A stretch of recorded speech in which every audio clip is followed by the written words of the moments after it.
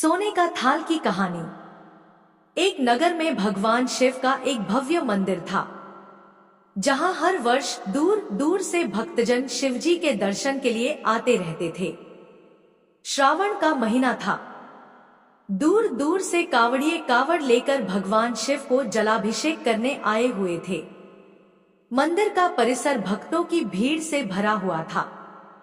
तभी अचानक आकाश में बिजलियां हुई और सोने का एक थाल उतरा। उसी के साथ एक भविष्यवाणी हुई कि जो कोई भगवान शंकर का सच्चा भक्त और प्रेमी होगा, उसी को यह थाल मिलेगा। मंदिर के परिसर में उपस्थित सभी लोगों ने यह भविष्यवाणी सुनी।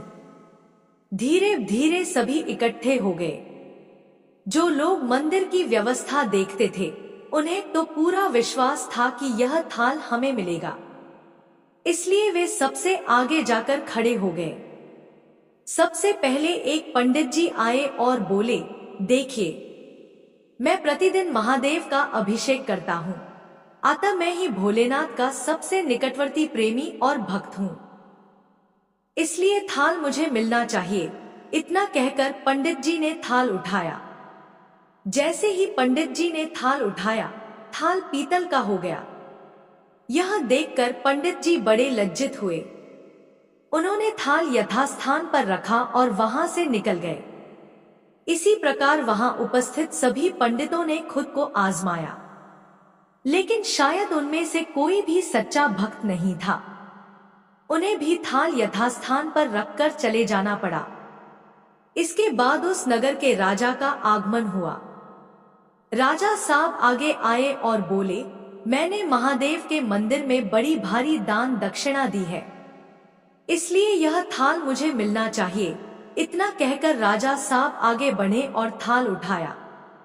जैसे ही राजा ने थाल उठाया, थाल तांबे का हो गया। यह देखकर महाराज भी लज्जित हुए और थाल यथास्थान रखकर एक तरफ खड़े हो गए।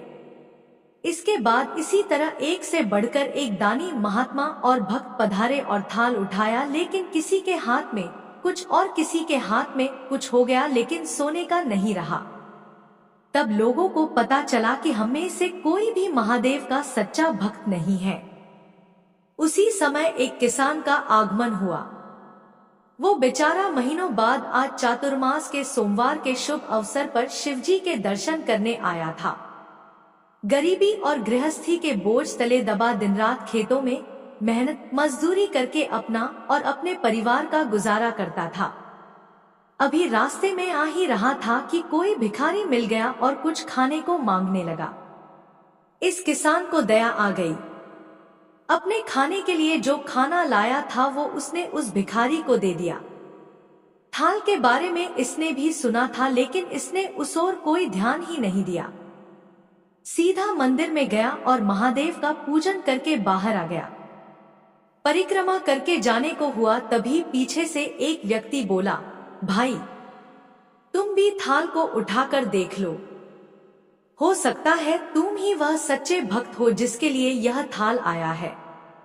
किसान को लगा वह व्यक्ति उसका मजाक बना रहा है। किसान ने हंसते हुए कहा, भाई, मैं तो कभी कोई पूजा पाठ भी नहीं करता, महीनों ने एकाध बार मंदिर आ पाता हूँ, मैं कायका का सच्चा भक्त। वह अजनबी बोला, भाई, हम तो देख चुके हैं, हमारी भक्ति तो 2 कौड़ी की भी नहीं है, अब तुम भी अपना हाथ लगाकर देख लो। सोने का थाल मिले न मिले, किंतु पता चल जाएगा कि तुम्हारी भक्ति में कितनी सच्चाई है। लोगों के बहुत आग्रह करने पर आखिर उस भोले भाले किसान ने जाकर थाल उठा ही लिया। जैसे ही उसने थाल उठाया, लोगों के आश्चर्य का ठिकाना नहीं रहा। सोने का थाल रोशनी से चमचमाने लगा। यह देख सब लोगों में खुशियों की लहर दौड़ गई। सभी लोग उसके जयकारे लगाने लगे और पूछने लगे कि भाई, तुम ही सच्चे भक्त हो, अब हमें भी बता दो कि कैसी भक्ति करते हो जिससे महादेव तुमसे इतने प्रसन्न है। किसान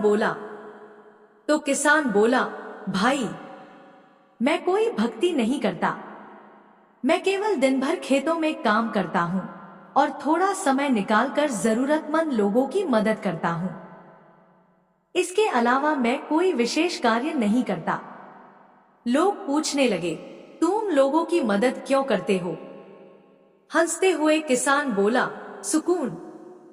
दूसरों के चेहरे पर मुस्कान देखकर मुझे जो आनंद और खुशी होती है, उसे मैं शब्दों में बयां नहीं कर सकता। शायद यही कारण है कि महादेव मुझसे खुश है। इसलिए हमेशा याद रखें, सत्कर्म का आरंभ भी आनंद से होता है और अंत भी आनंददायक होता है। दुष्कर्म का आरंभ भी दुख से होता है और अंत भी दुखदायक होता है। आप सैकड़ों मील की यात्रा करके भी दूसरों का दिल दुखाते हैं तो आपकी वह तपस्या, साधना और महादेव का दर्शन धूल के बराबर है।